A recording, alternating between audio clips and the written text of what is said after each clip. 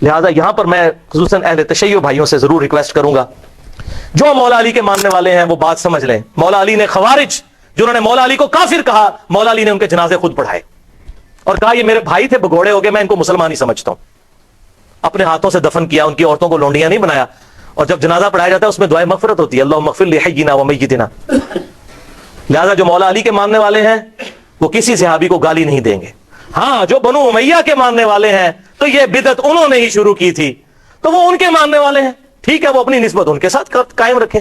ہم تو الحمدللہ مولا علی کے ماننے والے ہیں، ہم بنو امیہ کے ماننے والے نہیں ہیں، اور نہ ہم معاویہ بن ابی سفیان یا عمر ابن عاص یا مغیرہ ابن شعبہ رضی اللہ عنہم اجمعین ان کے ٹریک پہ چڑھنے والے ہیں. ان کی اللہ تعالیٰ کا ان کا معاملہ اللہ کے سپرد، لیکن ان کی ان غلط چیزوں کے اوپر ہم چلنے والے نہیں. ہم حضرت علی کے ساتھی ہیں، ہم کسی بھی صحابی کو برا نہیں کہیں گے انشاءاللہ.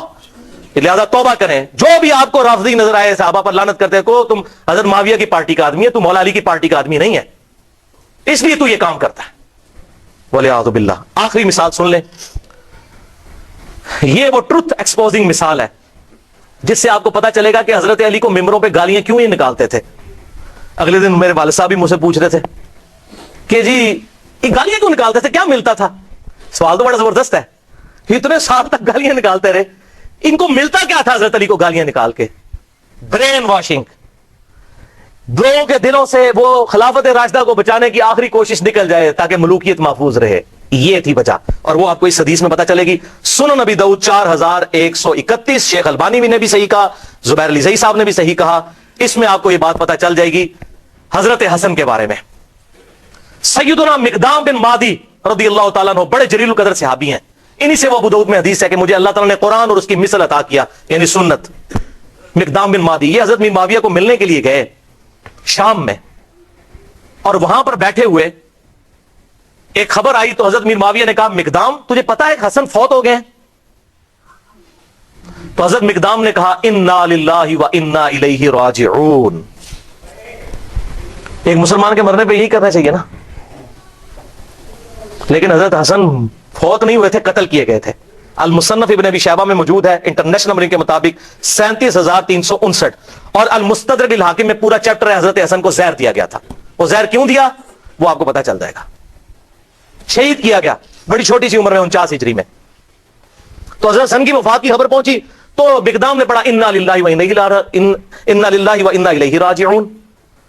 تو حضرت معاویہ نے کہا کہ مقدام تو حسن کے مرنے کو امت کے لیے مصیبت سمجھ رہا ہے؟ استغفر اللہ، اللہ اکبر، استغفر اللہ. اب جب انہوں نے یہ بات کی تو انہوں نے کہا میں حسن کی وفات کو مصیبت کیوں نہ سمجھوں؟ میں نے خود دیکھا حضور صلی اللہ علیہ وسلم دائیں طرف حسن کو بٹھاتے تھے اور بائیں طرف حسین کو، اور کہتے تھے حسن مجھ سے ہے، حسین علی سے ہے. اور تو کہہ رہا معاویہ کہ میں حسن کی وفات کو مصیبت شمار نہ کروں؟ اور پھر حضرت معاویہ کا ایک چمچہ وہاں سے بولا حسن جو ہے وہ آگ کا ایک انگارہ تھا، اللہ نے اسے بجھا دیا. اللہ، یہ او خدا کے لیے میرے شیعہ دوستو سمجھو یہ کون سی پارٹی ہے جو صحابہ کے بارے میں بکواس کرتی ہے؟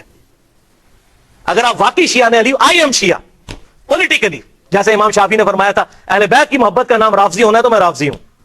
رافضی صحابہ کرام پر لعنت نہ کرے کوئی شیعہ، وہ تو حضرت علی کا ماننے والا ہی نہیں، وہ شیعہ نے علی ہے ہی نہیں، وہ شیعہ نے معاویہ ہے. تو یہ دیکھیں وہ چمچہ کہتا ہے حسن آگ کا انگارہ تھا، اللہ نے بجھا دیا. اللہ اکبر. مقدام نے کہا اللہ کی قسم معاویہ تو نے میرے دل کو آگ لگا دی ہے، میں اس وقت تک یہاں سے نہیں اٹھوں گا جب تک کہ تجھے آگ نہ لگا دو. یہ ہے انڈر پروٹیسٹ اور اعلان حق جابر حکمران کے سامنے غلط بات کو غلط کہنا. میں تجھے آگ لگا کے یہاں سے اٹھوں گا. معاویہ اللہ کی قسم اگر میں جھوٹ بولوں مجھے یہاں پر ٹوک دینا، اگر میں سچ کہوں تو مجھے بتا دینا. سن معاویہ میں تجھے اللہ کی قسم دے کے پوچھتا ہوں، کیا رسول اللہ نہیں فرمایا تھا کہ سونا مرد کے لیے حرام ہے؟ حضرت معاویہ نے کہا ہاں کہا تھا. اللہ کی قسم دے کر پوچھتا ہوں، کیا حضور صلی اللہ علیہ وسلم نے مرد کے لیے ریشم کو حرام نہیں فرمایا؟ کہا تھا.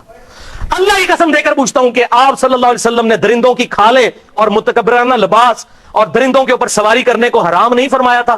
حضرت معاویہ نے کہا ہاں کہا تھا. ان کا معاویہ یہ تینوں کام تیرے گھر میں ہوتے ہیں، تینوں حرام کام ہوتے ہیں تیرے گھر میں. وہ جو میں نے کہا نا انڈر پروٹیسٹ. حضرت معاویہ نے کہا مقدام مجھے پہلے ہی پتا تھا میں باتوں میں تجھ سے جیت نہیں سکتا. تجھے سانو حدیث سنا دو جی امام حنیفہ کے مقابلے نبی دی حدیث آ جائے، ایتے دیکھو اتنا ہی کافی ہے. تو انہوں نے جب یہ حدیث بیان کی پھر کہا کہ لاؤ مقدام کو کچھ مال دو، اتنا لا کے ڈھیروں مال دیا گیا. حضرت مقدام نے وہی غریب لوگوں میں اس کے سامنے تقسیم کیا. ان کا مجھے مال کی حاجت نہیں، میں نے جو حق ادا کرنا تھا وہ کر دیا. یہ تھا بات بھائی. حسن انگارہ کیوں تھا ان کے لیے؟ صلح حسن ایک ٹریٹی کے تحت، ایک معاہدے کے تحت ہوئی تھی جس میں بڑی بڑی شرطیں یہ تھیں کہ معاویہ تم اپنے مرنے کے بعد امت کو شورا پر چھوڑو گے، جس طرح کہ شیخین نے چھوڑا تھا، ابو بکر عمر نے. اپنا خلیفہ کسی کو خود نامزد نہیں کرو گے، اپنی اولاد میں نہیں کرو گے، اور مال فہ میں سے اور مال غنیمت میں سے جو حصہ اہل بیت کو ملتا ہے قرآن کی روح سے مال غنیمت کا، وہ ملتا رہے گا. اسی طریقے سے تم جو ہے وہ میرے باپ کے اوپر ممبروں پر لعنت نہیں کرو گے، کیونکہ پہلے سے لعنت شروع ہوگی تھی، شام کے گورنر تھے وہیں سے لعنت شروع کی تھی، یہ ختم کرو گے. لیکن کسی بات پر عمل نہیں ہوا. الٹیمیٹلی پھر انجام کیا ہوا؟ وہ صحیح بخاری کے اندر حدیث ہے، 7109 نمبر حدیث. حضرت حسن کو حضور صلی اللہ علیہ وسلم نے اپنی گود میں اٹھایا ہوا تھا، ٹھیک ہے. اور یہ حدیث شروع یہ ہوتی ہے کہ جب حضرت علی کی شہادت کے بعد لوگوں نے حضرت حسن کو خلیفہ چنا. یہ بھی یاد رکھیے، حضرت علی نے حضرت حسن کو خلیفہ نہیں بنایا. حضرت علی نے اپنا خلیفہ کسی کو نہیں بنایا. سنی شیعہ کتابوں دونوں میں لکھا ہے. انہوں نے کہا میں یہ وزن نہیں اٹھاؤں گا، میں امت کو اسی طرح چھوڑ کے جا رہا ہوں، اپنا خلیفہ خود چننا، جس طرح حضور کی وفات کے بعد ہم نے ابو بکر کو چنا تھا، میں نے نہیں کسی کو بتانا. پھر لوگوں نے مشورہ کر کے حضرت حسن کو چنا.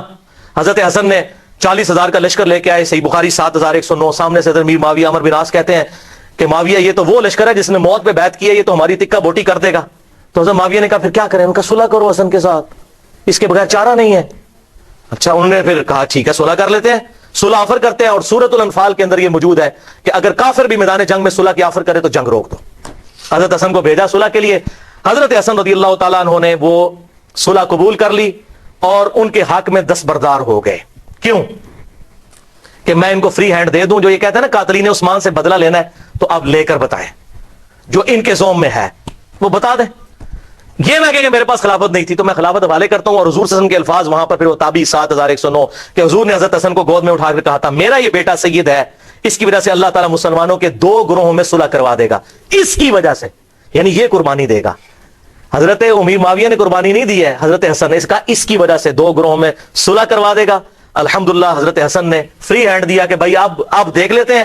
آپ کا دعویٰ تھا نا وہ جس طرح آج کل ہے جی، وہ کہتا ہے جی مجھے حکومت دو، کہتا ہے مجھے حکومت دو، یہ لو جی حکومت پڑی، آپ کر کے بتاؤ، لگ پتا جائے گا. لیکن پھر 20 سال تک، یہ 41 ہجری میں واقعہ ہوا، اور حضور کی پریڈکشن پوری ہوئی کہ 30 سال تک خلافت علی منہاج النبوہ جو میں نے بیان کیا ابو داؤد ترمذی اور مسند احمد سے، وہ پورے ہوئے.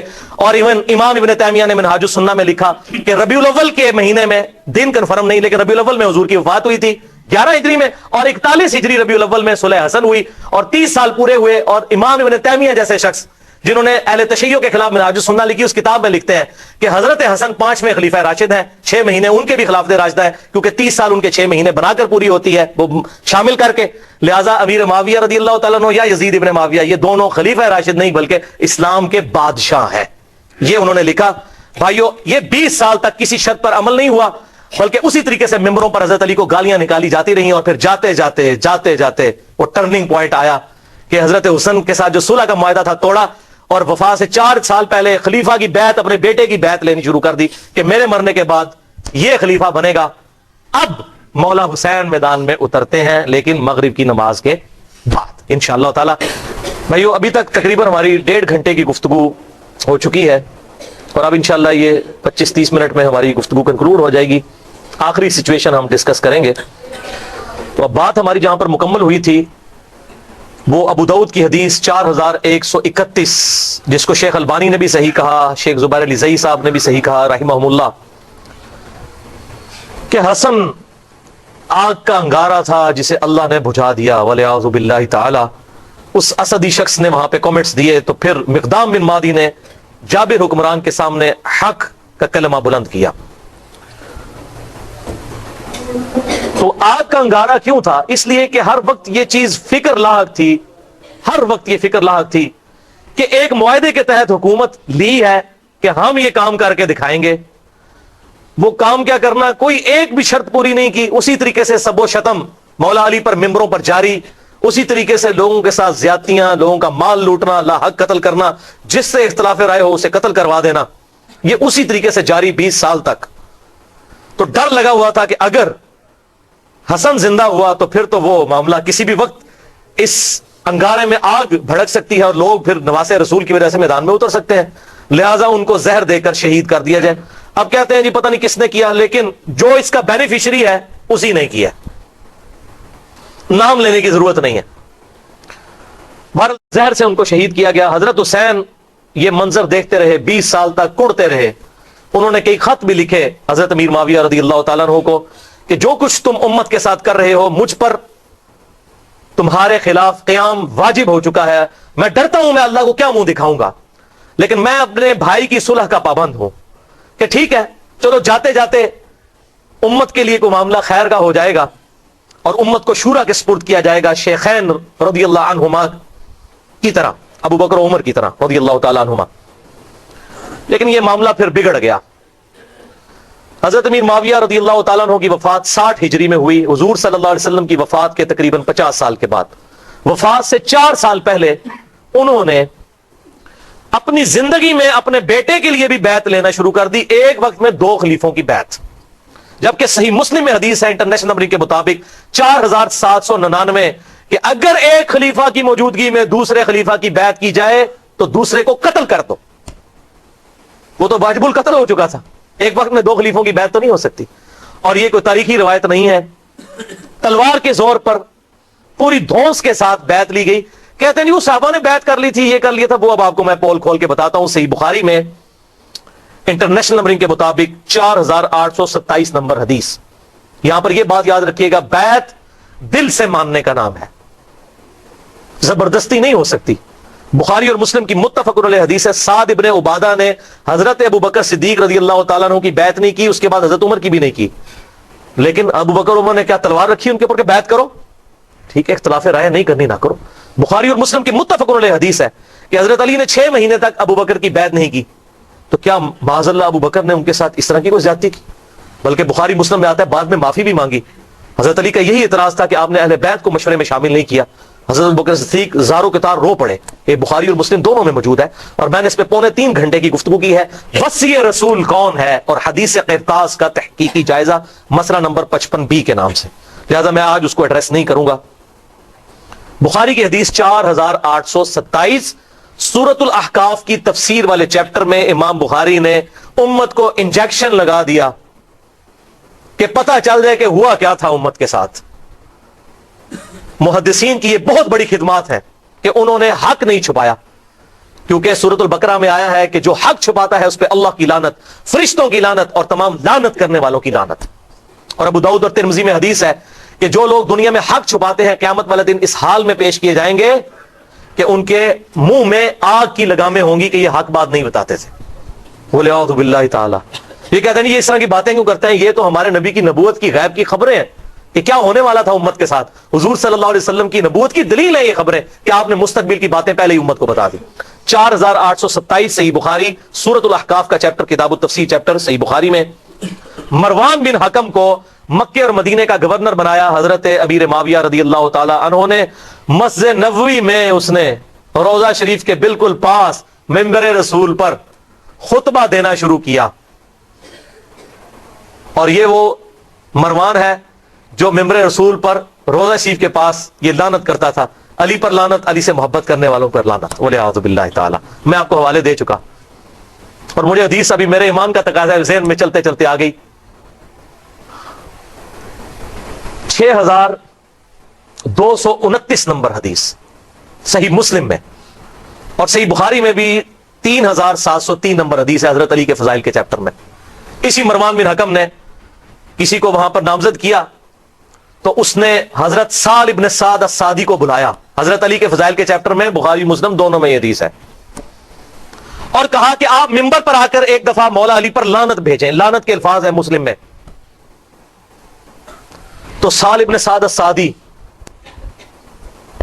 جو پہلے 10 مسلمانوں میں سے تھے, انہوں نے کہا کہ میں حضرت علی پہ لعنت کروں منبر پہ آ کے. ان کا اچھا تم یہ کہہ دو کہ ابو تراب پہ اللہ کی لعنت. بولے اعوذ باللہ. ابو تراب کا مطلب ہے مٹی والا, حضرت علی کی یہ کنیت تھی. تو اس نے کہا چلو تم کوڈ ورڈ میں بات کر دو, کہہ دو ابو تراب پہ اللہ کی لعنت, مٹی والے پہ. اور یہ حقارت سے بنو امیہ ابو تراب کہتے تھے. حضرت سال ابن سعد نے کہہ کر مارا, انہوں نے کہا واہ واہ, اوے مولا علی تو ابو تراب نام سے اتنا خوش ہوتے تھے, کسی اور نام سے اتنا خوش نہیں ہوتے تھے, اور تم کہہ رہے ہو کہ ابو تراب پہ اللہ کی لعنت. پھر وہ ذرا ٹھنڈے پڑے, ان کا میں کبھی بھی مولا علی کو گالی نہیں نکالوں گا. انہوں نے کہا اچھا بتائیے ابو تراب نام کیسے پڑا حضرت علی کا. انہوں نے کہا سنو. پھر ایک دفعہ حضرت علی اور حضرت فاطمہ کے درمیان جب کلش ہوگی میاں بیوی تھے. حضرت علی ناراض ہو کے گھر سے چلے گئے, مسجد نبوی میں جا کر لیٹ گئے زمین کے اوپر. حضور صلی اللہ علیہ وسلم آئے اور کہا فاطمہ کدھر ہے علی؟ ان کا یا رسول اللہ ناراض ہو کے چلے گئے ہیں. آپ صلی اللہ علیہ وسلم نے فرمایا ایک صحابی کو کہ جا کر ڈھونڈ کر لاؤ. وہ ڈھونڈنے گئے تو حضرت علی لیٹے ہوئے تھے, حضور کو آ کے بتایا, حضور خود تشریف لے گئے. حضور صلی اللہ علیہ وسلم نے حضرت علی کو اٹھایا, اپنے مبارک ہاتھوں سے جسم سے مٹی صاف کی اور کہا اٹھ ابو تراب, اٹھ ابو تراب, اے مٹی میں لپٹنے والے اٹھ. اس دن سے حضرت علی اپنے آپ کو ابو تراب کہتے تھے, حالانکہ آپ کی کنیت ابو الحسن تھی. صحابہ آپ کو ابو الحسن کہتے تھے, وہ کہتے ہیں مجھے ابو تراب کو. جیسے حضرت ابو ہریرہ کو بلیوں والا ابو ہریرہ نام تو ان کا عبد الرحمن تھا, وہ بلیوں کے بچوں کے ساتھ کھیلتے تھے, اپنے وہ کرتے کی آستین میں ڈالتے تھے. حضور نے کہہ دیا ابو ہریرہ نام مشہور ہو گیا. تو اس طریقے سے ابو تراب ان کا نام پڑ گیا. انہوں نے کہا مولا علی تو اس نام سے خوش ہوتے تھے اور آج تم مجھے کہتے ہو کہ میں ان پر لعنت کروں, والعیاذ باللہ تعالی. بہرحال یہی مروان بن حکم, اس کو حضرت میر معاویہ نے گورنر بنا دیا تھا. اسی خبیث کی وجہ سے حضرت عثمان بھی شہید ہوئے. اسی نے وہ جعلی مہر لگائی تھی جس کی وجہ سے ایک حضرت عثمان کے خلاف جو ہے وہ تحریک برپا ہو گئی. اس کو گورنر لگایا. صحیح بخاری 4827. اس نے خطبہ پڑھا مسجد نبوی میں اور کہا کہ یزید بن معاویہ بڑا اچھا آدمی ہے, یزید بن معاویہ بڑا اچھا آدمی ہے. لوگ کہہ رہے ہیں یہ کون سا خطبہ ہو رہا ہے کہ یزید بن معاویہ بڑا اچھا آدمی ہے. اور پھر اس نے کہا کہ اللہ تعالیٰ نے امیر المومنین حضرت معاویہ بن ابی سفیان رضی اللہ تعالیٰ عنہ کو ایک بڑی اچھی بات سجھائی ہے. وہ امت کے وسیع تر مفاد میں چاہتے ہیں کہ اپنے بیٹے کو اپنے بعد خلیفہ نامزد کر دیں. ادھر ہمارے حکمران بھی کہتے ہیں نا امت کے وسیع تر مفاد میں, پاکستان کے وسیع تر مفاد میں. اچھا, وہاں پر حضرت ابو بکر کا بیٹا کھڑا ہوا, عبد الرحمن بن ابی بکر, حضرت عائشہ کا بھائی.